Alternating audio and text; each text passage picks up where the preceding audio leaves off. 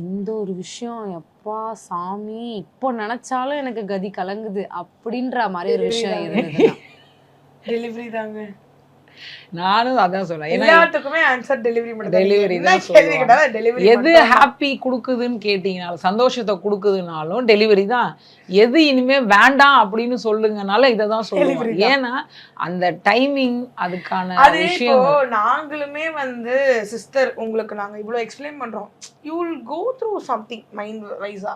But once நீங்க அதை experience பண்ணாதான் நாங்க ஏன் இப்படி சொன்னோன்றது உங்களுக்கு புரியும். ஸோ அதனால நாங்க எவ்வளவுதான் இப்போ இன்டர்வியூல விளக்கி பேசினாலும் இல்ல உங்களுக்கு இது எடுத்து இது சொன்னாலும் இது வந்து அது அப்படிதான். இது வந்து பிரியங்கா ரோபோ சங்கர், இந்திரஜா சங்கர் மட்டும் கிடையாது.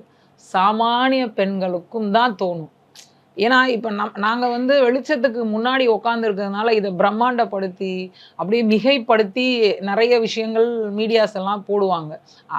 அப்படியா என்னமோ அவங்க உட்காந்து பேசிட்டாங்க, எங்கள் வீட்டில் பக்கத்தில் ஒரு பொண்ணு பத்துது அது சொல்லலையா, இது எல்லாருக்குள்ளேயும் அந்த வழி இருக்கும். ஆனால் அதை சொல்கிறதுக்கான இடமும் அதை இறக்கி வைக்கிறதுக்கான ஒரு பிளாட்ஃபார்மும் இல்லாதனால அவங்க எல்லாம் அதை அமைதியாக வச்சுருக்காங்க. எங்களுக்கு கலாட்டா பிங்க் அப்படிங்கிற ஒரு பிளாட்ஃபார்ம் கிடைச்சதுனால இறக்கி வைக்கிறாங்கனால ஒரு சராசரி பெண்களுக்கும் இந்த விஷயம் இருக்கும். வாழ்க்கையில் நீங்கள் என்னத்தை பெருமையாக நினச்சிக்கிறீங்கனாலும் பிரசவம் தான். இதுக்கப்புறம் இந்த விஷயத்த நான் பண்ணவே மாட்டேன், பண்ணவே கூடாதுன்னு நினைக்கிறதும் பிரசவம் தான்.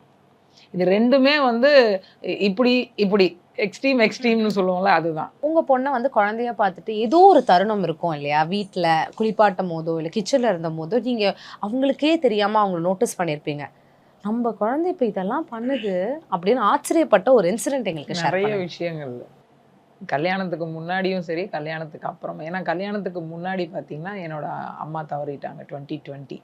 அப்போது என்னை மொத்தமாக பார்த்துக்கிட்டது அவள் தான். அப்போ வந்து அவள் ஸ்கூல் படிச்சுக்கிட்டு இருந்தா, படிப்பையும் பார்த்துக்கணும், இப்படி ஒரு மிகப்பெரிய இழப்பை நம்ம வீடு தாங்கியிருக்கு, அதிலிருந்து அம்மாவை மீட்டணும். ஏன்னா எப்படி இவ என்னோட பெட்டோ அது மாதிரி நான் எங்கள் அம்மாவோட பெட்டு. எங்கள் அம்மாவோட முந்தானை இப்படி பிடிச்சிக்கிட்டே தான் சுற்றிக்கிட்டு இருந்தேன். கல்யாணத்துக்கு அப்புறமும் அம்மா அப்பா கூட தான் நாங்கள் இருந்தோம். ஏன்னா நான் சிங்கிள் சைல்டுன்றதுனால எங்கள் வீட்டுக்காரர் சென்னையிலேயே செட்டில் ஆகி இங்கே இருக்கிற வேலைக்காக இங்கேயே நாங்கள் ஒன்றா இருந்தோம். அதனால் எங்கள் அம்மாவை விட்டு நான் பிரிஞ்சதே கிடையாது. ஸோ ரொம்ப அம்மா இல்லாத ஏக்கம் இருக்கும்போது எனக்குள்ளே அந்த ஒரு மனநிலை ஒரு மாதிரி ஸ்ட்ரெஸ் ஆனோன்னா என்னை வெளியில் கொண்டு வந்தது அப்போ நான் ஃபீல் பண்ணேன். அப்போ ஒரு நாள் எனக்கு கொஞ்சம் உடம்பு முடியாமல் போகவும் டாக்டர்கிட்ட கூட்டிகிட்டு போய் பார்க்கும்போது டாக்டர் திட்டினாங்க இவ்வளோ கூப்பிட்டு, நீ அம்மாவுக்கு பார்த்துக்க மாட்டேங்கிற அப்படின்னா. அப்போ என்னை வீட்டுக்கு கூட்டிகிட்டு வந்து உட்கார வச்சு ஒரு 2 நிமிஷம் பேசணும். அப்போ தான் தெரிஞ்சது நம்ம பாப்பா வந்து இவ்வளோ ஒரு பொறுப்பான பொண்ணாக இருக்காளா அப்படின்னு.